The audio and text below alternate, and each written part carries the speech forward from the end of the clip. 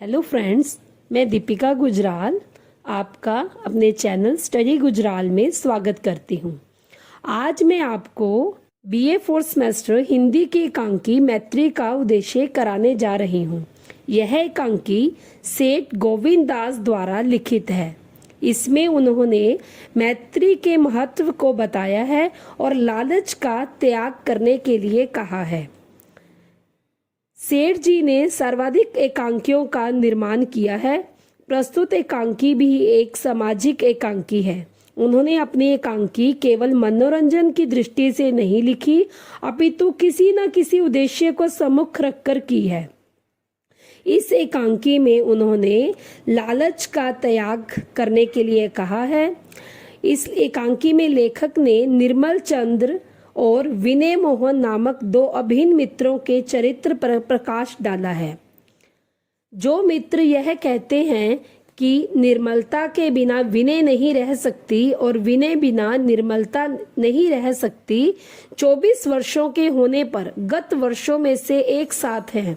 जो मित्र एक दूसरे के साथ अधिक समय व्यतीत करते हैं, जो अपने जीवन को एक रेगुलर फीस्ट के समान मानते हैं, जो एक दूसरे की कमियों को एक दूसरे का पूरक मानते हैं, जो मित्र रूपी अग्नि को जीवित रखने के लिए मित्र के प्रति त्याग की आहुति देने की बात करते हैं, वही मित्र एक दूसरे के विरुद्ध हो जाते हैं।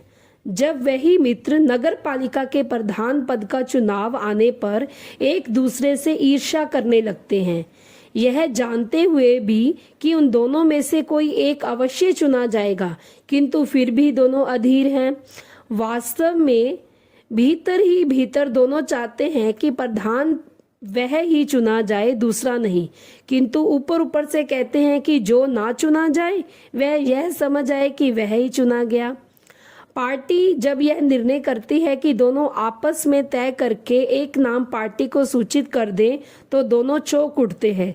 दोनों एक दूसरे को प्रधान पद स्वीकार करने की बात कहते हैं, किंतु दबे हुए स्वर से दोनों एक दूसरे पर यह आरोप लगाते हैं कि प्रधान पद तो उन्हें ही चुना जाना चाहिए।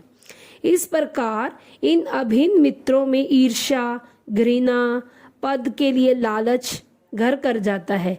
दोनों एक दूसरे पर क्रोध करते हैं, एक दूसरे को अपशब्द का प्रयोग करते हैं, किंतु उन्हें अपनी भूल का जब पता चलता है तो वह अपनी मैत्री के महत्व को जान जाते हैं। दोनों ही प्रधान पद के प्रत्याशी बनने से इनकार कर देते हैं।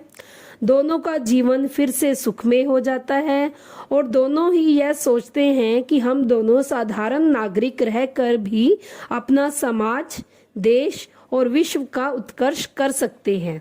इस प्रकार हम पद लालच को भली प्रकार जान जाते हैं। लेखक अपने इस उद्देश्य में पूर्णतः सफल रहा है।